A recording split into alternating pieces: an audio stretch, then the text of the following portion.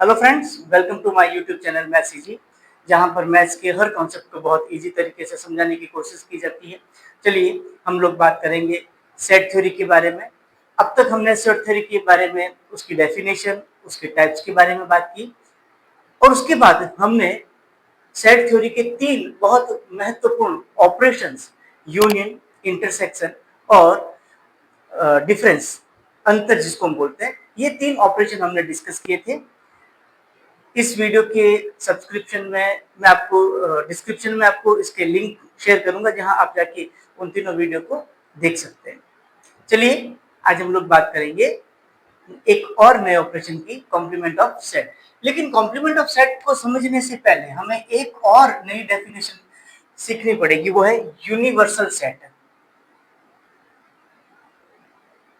Universal set को हिंदी में सार्व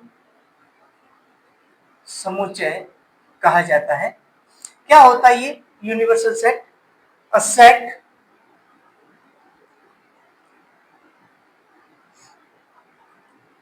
contains all possible objects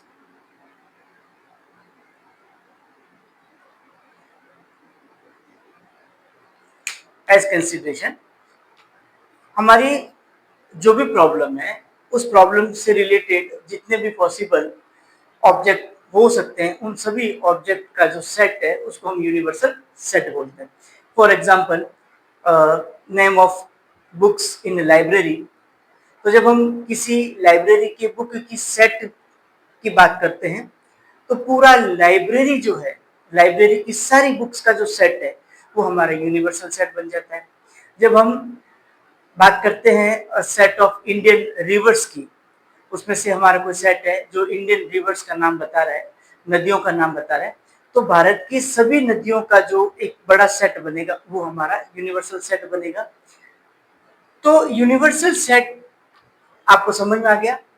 अब हमें करना क्या है? अब हमें हमारा ऑपरेशन जो है वो कॉम्प्लीमेंट ऑफ सेट है, उसको कैसे हम निकालेंगे?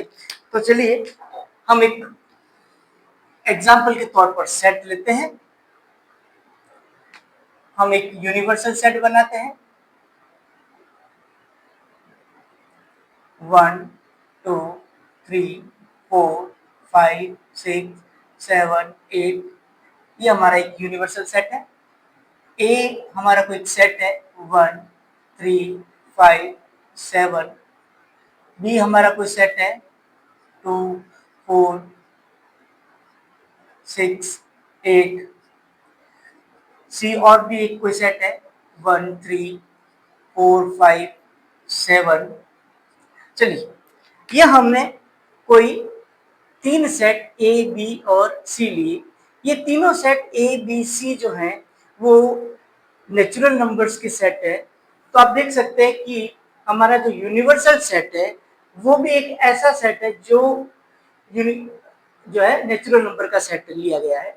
इसमें भी ये जितने भी सेट्स बने, ये सारे सेट के ऑल पॉसिबल नंबर्स जो है वो इसमें कंटेन हो रहे हैं। इसी को हम यूनिवर्सल सेट बोलते हैं। चलिए, कॉम्प्लीमेंट ऑफ सेट जो लिखा जाता है, जैसे हम लिखते हैं, इसको लिखते हैं ए डैश से।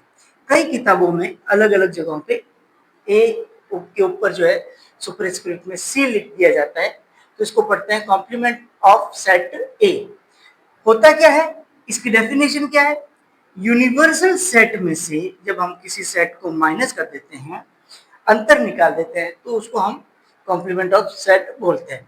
जैसे यहाँ पर ए का हमें निकालना है, तो यूनिवर्सल सेट में हमारे 1 2 3 4 5 6 7 8 यूनिवर्सल के एलिमेंट हो गए।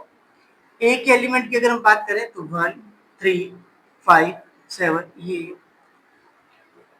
अब लास्ट लेक्चर में हमने बात की थी कि दो समुच्चयों का डिफरेंस कैसे निकाला जाता है। तो डिफरेंस निकालने का तरीका क्या है कि सबसे पहले जिस सेट में से आप माइनस कर रहे हैं वहां कॉमन एलिमेंट देख लीजिए। 1 दोनों में कॉमन है, 3 कॉमन है, 5 भी कॉमन है और लास्ट ये 7 भी कॉमन है। ये कॉमन एलिमेंट निकालने के बाद, क्योंकि हम यूनिवर्सल में से एक को माइनस कर रहे हैं, तो अब हमारे पास अब यूनिवर्सल में कौन कौन से एलिमेंट बच गए? 2 बच गया, 4, 6 और 8, ये एलिमेंट्स हमारे पास बच गए। तो ये हमारा ए सेट का कॉम्प्लीमेंट कहलाता है। इसी तरीके से अगर मुझे बी सेट का कॉम्प्लीमेंट निकालना है, तो इसका मतलब मुझे यूनिवर्सल सेट में से बी सेट को माइनस करना है। यूनिवर्सल सेट क्या है? 1, 2, 3, 4, 5, 6, 7, 8, ये हमारा यूनिवर्सल सेट है। बी सेट की अगर हम बात करें, बी सेट है हमारे पास में 2, 4, 6, 8, 2, 4, 6, 8। अब हमें यूनिवर्सल सेट में से उसको माइनस करना है, तो कॉमन एलिमेंट 2, 4, 6 और 8, ये जो कॉमन एलिमेंट है वो हमने देख लिए। अब यूनिवर्सल सेट में से बी के जो कॉमन एलिमेंट थे उनको आप हटा दीजिए, और जो बच गए एलिमेंट उनको लिख दीजिए। ये हमारे बी का कॉम्प्लीमेंट आ गया, ये बी का कॉम्प्लीमेंट हो गया। चलिए, सी का कॉम्प्लीमेंट निकालना हो तो यूनिवर्सल सेट में से सी को माइनस कर देंगे। तो यूनिवर्सल सेट में से जब सी को माइनस करेंगे तो 1, 2, 3, 4, 5, 6, 7, 8 में से माइनस करना है हमें सी के एलिमेंट 1, 3, 1, 3, 4, 5, 7 को। तो 1, 3, 4, 5, 7, 1, 3, 4, 5, 7 ये कॉमन एलिमेंट है, इनको निकाल दिया। अब क्या बच गया यूनिवर्सल में? यूनिवर्सल सेट में बच गया आपके पास 2, 6 और 8। ये हमारा सी सेट का कॉम्प्लीमेंट निकाल दिया। तो ये तो था बिल्कुल सिंपल, किसी सेट का कॉम्प्लीमेंट निकालना। अब हमसे क्या पूछा जाता है? हमसे पूछा जाएगा ए यूनियन बी का कॉम्प्लीमेंट निकालना। यहां पर ए यूनियन बी का कॉम्प्लीमेंट कैसे निकाला जाएगा, और आपसे पूछ लिया जाता है क्या ये A complement intersection B complement के बराबर हो सकता है क्या? इस प्रॉपर्टी को हम बोलते हैं बुलियन। बुलियन जो एल्जेब्रा होती है डिस्क्रीट मैथमेटिक्स की, वहां पर ये एक प्रॉपर्टी जो है हम हमेशा बहुत कॉमनली पढ़ते हैं। इसी की एक और property A intersection B complement A complement union B complement. तो ये जो प्रॉपर्टी है डी मॉर्गन लॉ, इसको हम प्रूफ करके देखते हैं कि यहाँ क्या ये ऐसा होता है। चलिए तो चेक करते हैं, प्रॉपर्टी फर्स्ट चेक करते हैं। सबसे पहले हम ए यूनियन बी निकालेंगे। तो हम ए यूनियन बी निकालने का मतलब है, यूनियन कैसे करते हैं? यूनियन का मतलब होता है ए और बी दोनों को मिलाकर जो सेट बनेगा वो आपका ए यूनियन बी कहलाएगा। तो 1, 2, 3, 4, 5, 6, 7, 8। आप देख सकते हैं इसमें हमने ए के भी सारे एलिमेंट 1, 3, 5, 7 ले लिया, बी के भी सारे एलिमेंट 2, 4, 6, 8 ले लिए। मीन्स ए और बी के सभी एलिमेंट्स को मिलाकर जो नया सेट बनता है वो हमारा ए यूनियन बी कहलाता है। अब अगर हमें ए यूनियन बी का कॉम्प्लीमेंट निकालना है तो हमें क्या करना है? यूनिवर्सल सेट में से इस ए यूनियन बी को माइनस कर देना है। तो ये हमारा यूनिवर्सल सेट है।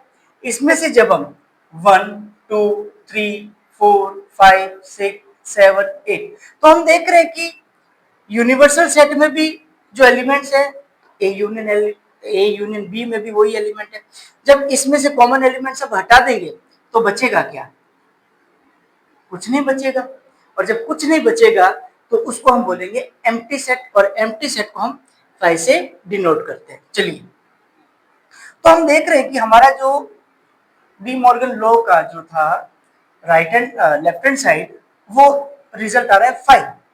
चलिए अब हम लेफ्ट हैंड साइड को देखते हैं, ए और बी कॉम्प्लीमेंट के इंटरसेक्शन की बात करते हैं। तो हमारे पास हमने ऑलरेडी ए कॉम्प्लीमेंट निकाल रखा है, बी कॉम्प्लीमेंट भी हमने कैलकुलेट कर लिया। इन दोनों सेट से अब हम देखेंगे कि इन दोनों में इंटरसेक्शन ऑपरेशन क्या होता है। इंटरसेक्शन का मतलब होता है दोनों ही सेट में कॉमन एलिमेंट क्या है। तो इसमें 2 4 6 8 है, इसमें 1 3 5 7 है, इसका कोई भी एलिमेंट इसमें नहीं है, इसका कोई एलिमेंट इसमें नहीं है। इसका मतलब ए कॉम्प्लीमेंट और बी कॉम्प्लीमेंट में एक भी एलिमेंट कॉमन नहीं है। जब एक भी एलिमेंट कॉमन नहीं है, इसका मतलब इसका जो सेट बनेगा अगेन एक एम्प्टी सेट बनेगा। तो हम देख रहे हैं कि यहाँ पे आप देख लीजिए ए यूनियन बी का जब हमने कॉम्प्लीमेंट निकाला तब भी हमें रिजल्ट 5 मिला, और जब हमने ए कॉम्प्लीमेंट और बी कॉम्प्लीमेंट का इंटरसेक्शन निकाला तब भी हमें रिजल्ट 5 मिला। तो हमारा डी मॉर्गन का जो फर्स्ट लॉ है वो वेरीफाई हो गया। ठीक है, इसी तरीके से जैसे हमने फर्स्ट लॉ प्रूव किया, हम डी मॉर्गन का सेकंड लॉ भी प्रूव कर सकते हैं। इसके लिए हमें क्या करना है, सबसे पहले हमें ए और बी का इंटरसेक्शन लेना है। चलिए चेक करते हैं, यहीं पे हो जाएगा। ए इंटरसेक्शन बी की बात करते हैं तो हम देखेंगे कि ए और बी का जो इंटरसेक्शन है, ए और बी में एक भी एलिमेंट हमें कॉमन नहीं दिख रहा है। इसका मतलब ए और बी का जो इंटरसेक्शन आएगा वो एम्प्टी सेट आएगा, 5 आएगा। जब हम ए इंटरसेक्शन बी का कॉम्प्लीमेंट निकालेंगे तो यूनिवर्सल सेट में से आप माइनस करेंगे, यूनिवर्सल सेट में से माइनस करेंगे हम एम्प्टी सेट को, तो पूरा यूनिवर्सल सेट ही बच जाएगा। क्योंकि यूनिवर्सल सेट में से एम्प्टी मींस रिक्त समुच्चय, खाली, कुछ भी माइनस नहीं कर रहे हैं। तब इसमें कुछ भी माइनस नहीं करेंगे, कुछ भी नहीं हटाएंगे तो पूरा universal set as it is रह जाएगा। तो हमारा लेफ्ट हैंड साइड हमने निकाल दिया। अब हम देखते हैं कि ए और बी कॉम्प्लीमेंट के जो यूनियन है वो क्या आते हैं। तो हमने देखा ए कॉम्प्लीमेंट ये रहा, बी कॉम्प्लीमेंट ये रहा। अब ए कॉम्प्लीमेंट और बी कॉम्प्लीमेंट दोनों को मिला के अगर मैं एक सेट लिखूं तो सेट में एलिमेंट होंगे 1 2 3 4 5 6 7 8, 1 2 3 4 5 6 7 8 सारे एलिमेंट आ गए। और इस जब सारे एलिमेंट ले लिए तो किसके बराबर बन गया, यूनिवर्सल सेट के बराबर बन गया। तो हम ये बिल्कुल इजी तरीके से देख सकते हैं, प्रूव कर सकते हैं डी मॉर्गन का second property, complement of A intersection B always equals to union of complement A and complement B. तो अब तक हमने केवल दो सेट ए और बी के इंटरसेक्शन और यूनियन के कॉम्प्लीमेंट के बारे में बात की। चलिए थोड़ा सा इसको और कॉम्प्लिकेटेड बनाते हुए थोड़ा इसको और लेवल पे ले जाते हैं। तीन सेट के अगर हम यूनियन या इंटरसेक्शन लें तो क्या रिजल्ट निकलेंगे, उस पर हम बात करते हैं, देखते हैं।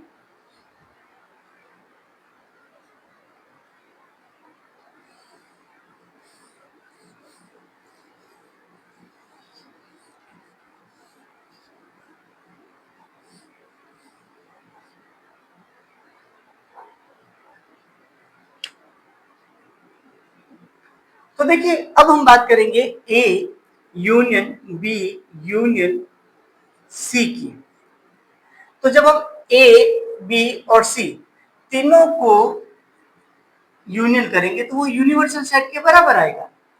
और जब हम A union B union C का कॉम्प्लीमेंट निकालेंगे तो यूनिवर्सल सेट, क्योंकि ये किसके बराबर है, यूनिवर्सल सेट के बराबर। इसमें से जब यूनिवर्सल सेट को आप हटा देंगे तो क्या बचेगा, एम्प्टी सेट बचेगा, एक 5 सेट बचेगा। अब हम इसका जनरलाइजेशन जब करते हैं तो A complement intersection B complement intersection C complement. तो आप देखिए ए कॉम्प्लीमेंट बी कॉम्प्लीमेंट और सी कॉम्प्लीमेंट में क्या तीनों में ऐसे कोई नंबर है जो तीनों में कॉमन है। 2 ए कॉम्प्लीमेंट में है, 2 सी कॉम्प्लीमेंट में, बट बी कॉम्प्लीमेंट में नहीं है। 4 ए कॉम्प्लीमेंट में बट बी और सी में नहीं है। तो इस तरह से हम देख पा रहे हैं कि एक भी एलिमेंट ऐसा नहीं है जो ए कॉम्प्लीमेंट बी कॉम्प्लीमेंट और सी कॉम्प्लीमेंट में कॉमन हो। तो ये भी क्या रहेगा, एम्प्टी रहेगा। इट मींस जब हमने डी मॉर्गन लॉ का जनरलाइजेशन किया, व्यापीकरण किया, तो A union B union C का complement A complement intersection B complement intersection C complement के बराबर आया। ऐसा ही हम सेकंड जो प्रॉपर्टी है डी मॉर्गन का इंटरसेक्शन के लिए, उसके लिए भी इसको हम कर सकते हैं। तो आज हमने देखा कि कैसे हम किसी भी सेट का कॉम्प्लीमेंट निकालते हैं। एक छोटी सी प्रॉपर्टी और हम यहाँ पे डिस्कस कर लेते हैं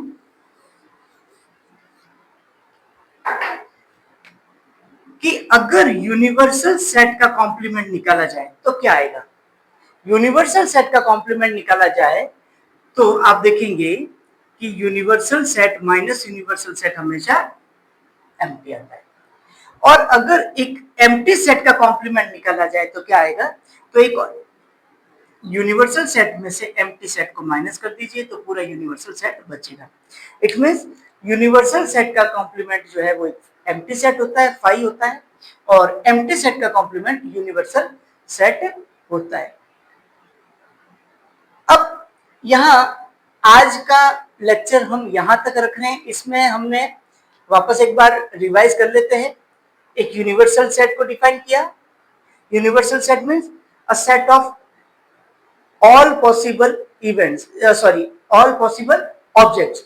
जितने भी पॉसिबल ऑब्जेक्ट्स हैं, किसी भी रिवर्स की बात करें तो सारे रिवर्स का पॉसिबल सेट, बुक्स की बात करें तो लाइब्रेरी की अवेलेबल सारी बुक्स का सेट, तो ये यूनिवर्सल सेट होता है। इसी तरह से हम यहाँ पे ए बी सी सेट की बात करें तो इन तीनों सेट के एलिमेंट्स को कंटेन करने वाला एक बड़ा सेट यूनिवर्सल सेट कहलाता है। फिर हमने कॉम्प्लीमेंट सेट को डिफाइन किया। तो कॉम्प्लीमेंट सेट क्या होता है? Complement of set is the difference of any set from universal set. सारे समुच्चय से किसी समुच्चय के अंतर को ही कॉम्प्लीमेंट ऑफ सेट बोला जाता है। फिर हमने अलग अलग प्रॉपर्टीज पर डिस्कस किया और हमने एग्जाम्पल के थ्रू इनको सिद्ध करके दिखाया। चलिए आज के लेक्चर के लिए इतना ही। नेक्स्ट लेक्चर में हम फिर एक नए टॉपिक के साथ मिलेंगे। आपको अगर लेक्चर पसंद आया तो लाइक और सब्सक्राइब करना ना भूलें। Thank you.